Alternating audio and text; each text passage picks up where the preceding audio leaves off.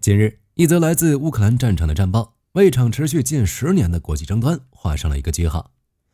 一枚導彈在飛行了超過1200公里後，精準命中了烏克蘭西部目標，它就是俄羅斯 9M729 型，俄軍代號為羅斯刀的中程巡航導彈。要知道，俄羅斯官方曾信誓旦旦地向全世界保證，這款導彈的射程絕不超過500公里。然而，這一擊讓所有的辯解都變得蒼白無力。他用無可辯駁的事實證明，俄羅斯正是那個親手撕毀了長達30年核裁軍協議的條約破壞者。那麼，這款神秘的導彈究竟是如何誕生的？它又是怎樣一步步將中導條約推向深淵的？首先，我們要理解羅斯刀中程巡航導彈的戰略意圖，必須先清楚它的技術本質。對於任何一款武器系統的設計哲學，都反映了創造者的戰略需求和技術路徑。它不是憑空出現的產物，而是俄羅斯在成熟導彈技術中的一個重要分支。它具備2大著名武器家族的特點：口徑與伊斯坎德爾。我們都知道，俄羅斯海軍著名的口徑巡航導彈，它通常從軍艦或潛艇上發射，射程可達1500到2500公里，是俄軍遠程精確打擊的王牌。更重要的是，中導條約只限制陸地發射的導彈，對海基和空氣導彈並無約束。因此，俄羅斯選擇了一條聰明的捷徑，將一款技術成熟、威力巨大且不受條約限制的海基導彈直接改裝後裝上陸地發射車。這條路徑不僅技術風險低，而且研發速度快，成本效益高。這就完美詮釋了羅斯刀中程巡航導彈為何能憑空獲得強大的遠程打擊能力。面對外界的質疑，俄羅斯官方曾狡辯 9M729 型導彈只是舊型號 9M728 的加長版，目的是為了安裝更大的彈頭和新的制導設備。它射程只能達到480公里。然而，這種說法在工程邏輯上幾乎站不住腳。通常情況下，更長的彈體意味着能攜帶更多燃料，從而實現更遠的射程。此外，羅斯刀中程巡航導彈在尺寸和外形上與口徑導彈的高度相似性，也印證了兩者間的血緣關係。所以，它的技術出身本身就是對俄方說法最直接的反駁。它並不是一次簡單的升級，而是一次蓄謀已久的跨界移植。想象一下，一個陸地發射車安裝了潛艇的海基導彈，那射程得覆蓋多遠的目標？所以它的真實目的就是利用條約漏洞，將強大的海基遠程打擊能力秘密地轉移給其陸軍部隊。如果說羅斯刀中程巡航導彈的口徑技術作為遠程打擊的主力，那麼伊斯坎德爾系統則是它高機動性的外殼以及表面的一層完美偽裝。那麼我們知道，伊斯坎德爾本身就是一款出色的武器平台。它的輪式發射車機動性極強，具備打了就跑的能力，在戰場上極難被發現和摧毀。但其最核心的設計在於一車兩用的巧妙構思。同一發射平台可以兼容2種截然不同的導彈。第一種導彈就是符合常規的伊斯坎德尔 M， 它發射的是 9M723 型彈道導彈。這種導彈速度快，飛行軌跡高，還能在末端機動躲避攔截。最關鍵的是，它的射程嚴格限制在500公里以內，完全符合中導條約的規定。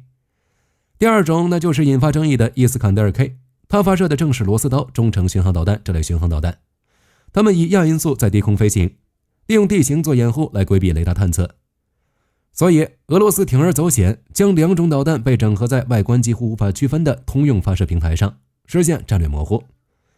此外，俄羅斯作為羅斯刀中程巡航導彈，專門設計了最新型發射車，還進行了一項重要升級。它能夠攜帶4枚導彈，而不是此前的2枚。讓每一個發射單元的火力密度直接翻倍，極大地提高了作戰效率。如果說它的威脅来源於它的射程和隱蔽性，那麼它的精準度和任務靈活性更是它的內在核心。當前它採用了多種制導技術，包括衛星導航和先進的地形匹配系統，確保它即便在複雜干擾下也能精準命中目標。據西方評估，它的打擊精度可以達到2米以內。這是什麼概念？這意味着它能精確命中一棟大樓內的特定窗戶，或者一個加固機庫的通風口。如此高的精度，即使它在使用常規炸藥時，也能有效摧毀比較重要或坚固目標。而更具威慑力的是它的双重身份能力。羅斯刀中程巡航導彈既可以搭載常規的高爆炸藥，也可以換装1枚小當量的核彈頭。這種能力讓它超越了一般戰術武器的範疇，成為俄羅斯在歐洲進行戰略威慑的有力工具。它可以根據冲突的激烈程度，在常規打擊和核威慑之間靈活切換角色。這給了克里姆林宮更多的戰略選項，也讓對手在制定應對策略時面臨巨大的不確定性。綜上所述，羅斯刀中程巡航導彈是俄羅斯導彈技術的一個集大成者。它通過繼承口徑導彈的遠程技術，獲得了突破條約的潛力。通過藏身於伊斯坎德爾的通用平台，獲得了卓越的生存能力和戰略欺騙性，並通過頂尖的精度和核常兼備的能力，成為了一個高效、靈活且極具威懾力的區域打擊利器。它的每一個技術細節都服務於一個明確的戰略目標，在中導條約的約束下，為俄羅斯重新奪回在歐洲大陸的中程打擊優勢。要理解羅斯刀中程巡航導彈的破壞力有多大，我們必須先聊聊這個差點改變世界的和平協議——中導條約。想象一下，冷戰時期，美國和蘇聯就像兩個持槍對峙的牛仔，而成千上萬的歐洲國家就生活在他們中間，瑟瑟發抖。當時雙方都在歐洲部署了大量中程導彈，這類導彈的射程在500到5500公里之間，有一個最可怕的特點：飛行時間極短，從發射到命中目標可能只有幾分鐘，根本沒有足夠的預警時間，極易引發誤判，導致核戰爭一觸即發。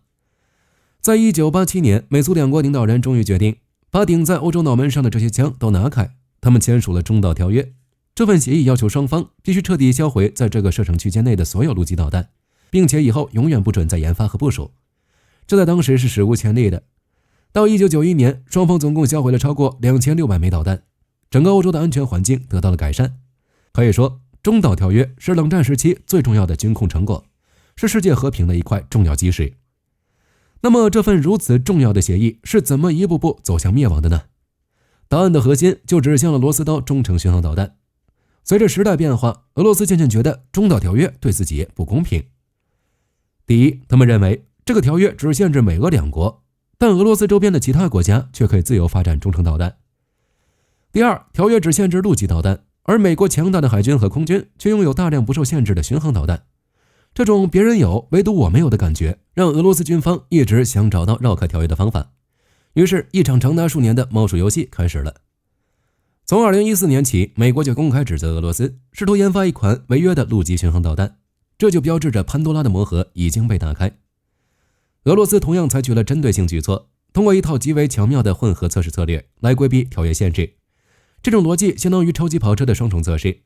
首先，將導彈發動機拆解至固定測試台，進行滿功率運行，測得超過500公里的理論最大射程，完成遠程能力驗證。隨後，工程師又將發動機裝回發射車，進行實際測試，刻意控制功率，將實測射程始終低於500公里。當美國提出指責時，俄羅斯便以發射車實測未超標為由辯解，聲稱完全符合規定。這種方式讓俄羅斯既完成了導彈遠程性能的全面測試，又在表面上規避了條約約束。到了2017年，美國情報部門確認，俄羅斯不僅完成全部測試流程，更已秘密部署羅斯刀中程巡航導彈，違約行為正式從技術驗證階段進入實戰部署階段。面對俄羅斯的持續部署和矢口否認，美國最終失去了耐心。在2019年8月，美國就以俄羅斯實質性違約為由，正式退出了中導條約。俄羅斯隨即也宣布退出。但我們要清楚的一點，羅斯刀中程巡航導彈可不是中導條約失效後，俄羅斯才想着補空白研發出來的。相反，這導彈是在條約還生效的時候，俄羅斯偷偷研發、測試，還悄悄部署好的。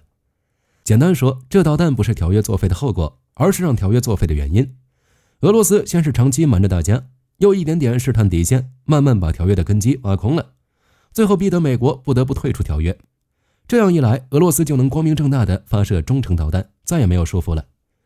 至此，維繫了歐洲30年和平的基石徹底崩塌，歷史的鐘擺仿佛盪回了冷戰最黑暗的時刻，軍備競賽的陰雲再度密布，一個更加危險的時代降臨了。長久以來，關於羅斯刀中程巡航導彈射程的爭論一直停留在情報評估和外交辭令的層面。然而，始於2022年的烏克蘭衝突，將這款神秘的武器從幕後推向了前台。它的實戰部署，特別是它驚人的打擊記錄，不僅為這場持續多年的爭議畫上了句號，也為全世界提供了能夠觀察它真實戰術性能的窗口。在俄烏早期階段中，羅斯刀中程巡航導彈的使用並不普遍，俄羅斯更多的依賴它發射 Kh-101和海基口徑巡航導彈庫存。然而，隨着戰事的延长和高精度彈藥的巨大消耗，情況發生了變化。根據烏克蘭官方的報道，從2025年開始，羅斯刀中程巡航導彈的使用頻率顯著增加。僅在2025年8月1個月內，俄羅斯就發射了23次羅斯刀中程巡航導彈。這一數據也表明，它不再是過去的壓箱底武器，它已經成為俄羅斯的遠程打擊體系中首選武器之一。這種常態化使用背後隱藏着多重戰略意圖。首先，這可能是因為俄羅斯精確制導導彈庫存緊張的信號，導致了它已經開始使用與北約對抗而儲備的戰略資產。其次，這也是一次寶貴的實戰測試機會，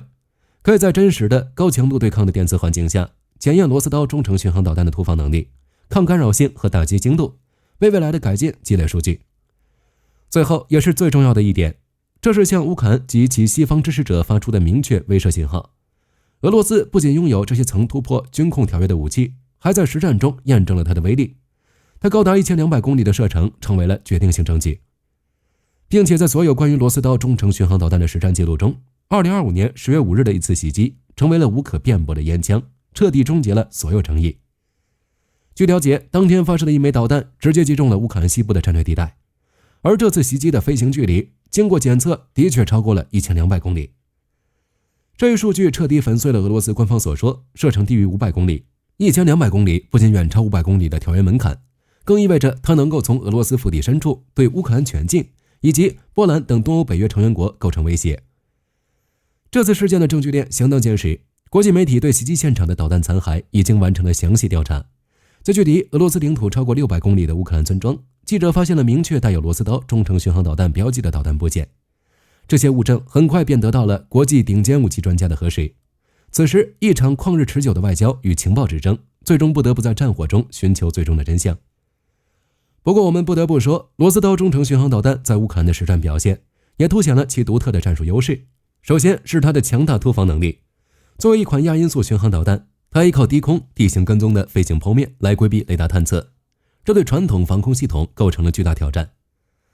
在俄羅斯的多層次導彈攻擊策略中，羅斯刀中程巡航導彈已經可以與高速的伊斯坎德爾 M 彈道導彈以及匕首高超音速導彈協同作戰，這對烏克蘭的防空系統造成重大壓力。這導彈還有個大優勢，它部署的靈活性與安全性，它的射程超1200公里。這就意味着發射羅斯刀中程巡航導彈的部隊不用靠烏克蘭邊境，躲在俄羅斯內部比較靠後的地方就行。這些地方完全在烏克蘭現有遠程武器的打擊範圍之外，發射導彈的裝備根本不會被打到。這樣一來，俄羅斯的發射平台就特別安全，能安安穩穩不停地打擊烏克蘭全境，也不用怕自己寶貴的發射裝備被反擊毀掉。羅斯刀中程巡航導彈的未來將何去何從？我們要明白，如今它的戰略意義已經不再局限於烏克蘭戰場，而正在深刻重塑歐洲乃至全球的安全格局，並開啟了一場不受約束的新一輪軍備競賽。首先，歐洲的安全基石已被動搖。中導條約的崩潰徹底拆除了維繫歐洲大陸30年戰略穩定的關鍵防火牆。對於北約而言，一個長久的威脅真空期宣告結束。一款能夠攜帶核彈頭、高機動性且難以探測的陸基巡航導彈，已從潛在風險轉變為常態化的現實威脅，迫使北約必須從根本上重新評估它的防禦和威懾態勢。這一困境因為烏克蘭衝突而加劇，基輔方面要求獲得對等遠程打擊能力。這一操作將西方置於默許與升級的兩難境地。其次，條約的死亡如同打開了潘多拉的魔盒，觸發了全球性的軍備競賽螺旋。俄羅斯如今可以无顧忌地部署中程武器，而美國也立即啟動了自身的研發計劃作為回應。更令人擔憂的是，這場競賽的地理範圍正從歐洲擴大到亞洲，引發了對區域穩定的普遍憂慮。最後，他的故事還開創了一個危險的先例：當互信與核查機制失效時，真相或許只能通過殘酷的戰爭驗證來確認。羅斯刀中程巡航導彈不僅終結了一份條約，更將世界推入了一個充滿挑戰的新時代。這是一個大國競爭加劇，而衝突護欄日益稀缺的後條約時代。歷史的鐘擺會導向那個以實力說話的危險叢林，還是會擺向重建互信與規則的方向？答案雖懸而未決，但推動它的力量正是我們今天的每一個選擇。好了，今天關於羅斯刀中程巡航導彈的故事就到這裡。大家覺得未來羅斯刀中程巡航導彈會被殺傷力更強、射程更遠的導彈完全取代嗎？或者你還知道哪些關於羅斯刀中程巡航導彈的冷知識？歡迎在評論區留言討論。我是火力軍，我們下期再見。